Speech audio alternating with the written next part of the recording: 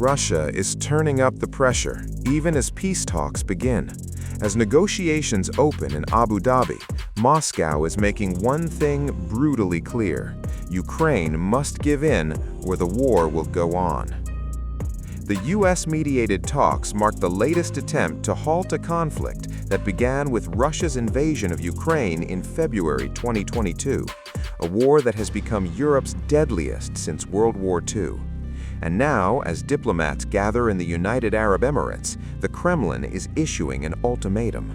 Russia is continuing its special military operation. The doors for a peaceful resolution remain open, and Russia maintains its readiness for dialogue.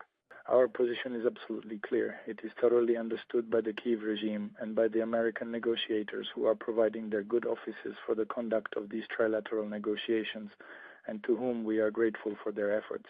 However, as of yet, the appropriate decision has not been adopted by the Kyiv regime. The special military operation continues. Our armed forces are striking those specific targets which they deem to be directly associated with the military complex of the Kyiv regime, and the special operation is continuing. Those words come after a massive Russian drone and missile barrage, striking Ukraine's energy grid, knocking out power and heating, and leaving civilians in freezing temperatures. Ukrainian President Volodymyr Zelensky says the attacks prove Moscow has not changed course and does not take diplomacy seriously. The negotiating team, he warns, will adjust accordingly. It was a massive strike, a record for ballistic attacks. We saw 28 cruise missiles plus another 43 missiles of various types, all of which follow a ballistic trajectory. These can only be shot down with systems like the Patriot. It's a very complex defense. Some of the missiles were successfully intercepted, but not all. Unfortunately, there were direct hits on energy infrastructure. Additionally, Russian forces launched another 450 drones. A substantial number of these were Shahed-type drones. The most difficult conditions are observed following the strikes in Kyiv, the Kyiv region, Kharkiv, and its broader area, particularly in the city of Lozova and throughout the regions of central Ukraine. This primarily concerns the Dnipropetrovsk region, also the Vinnytsia region, and a part of the Chernivtsi region.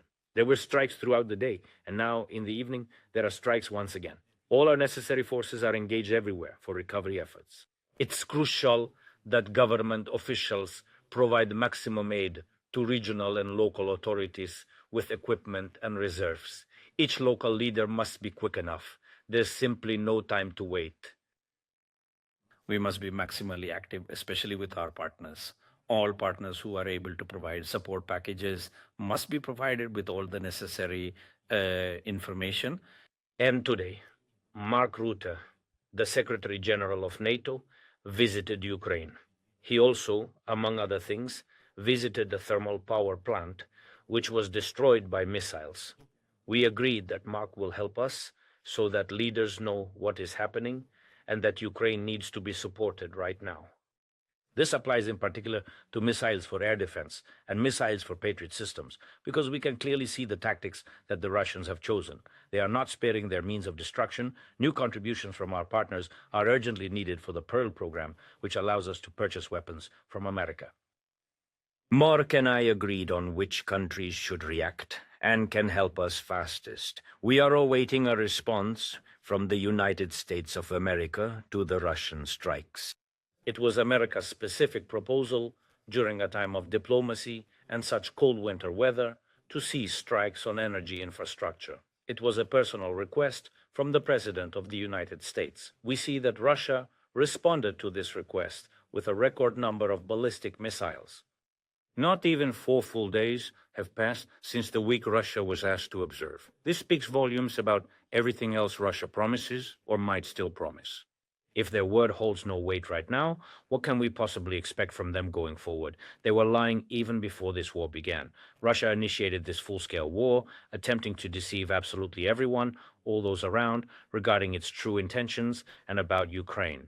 And now, even in such minor details, in such agreements with America, we see Russian deception once again.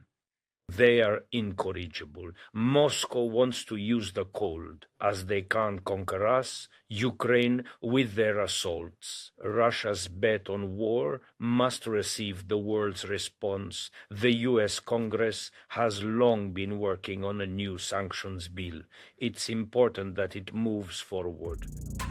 But U.S. President Donald Trump strikes a different tone, saying Vladimir Putin kept his word by avoiding Kyiv and key energy targets for a week. Yesterday you were talking about how Vladimir Putin had agreed to a pause during the cold weather. Overnight those attacks have started up again. I know. It was Sunday to Sunday, and it opened up, and he hit him hard last night. No, he agreed. He kept his word on that. It's a lot. 1 week is, we'll take anything because it's really, really cold over there. But it was on Sunday, and he went from Sunday to Sunday. Are you disappointed he didn't go further? Or go I would like to. I want him to end the war. I spoke to him. I want him to end the war. Still, the pause did not last. At the heart of the talks is land, and Russia's demands are sweeping. Moscow wants Ukraine to pull its troops out of large parts of the Donbas, including heavily fortified cities rich in natural resources.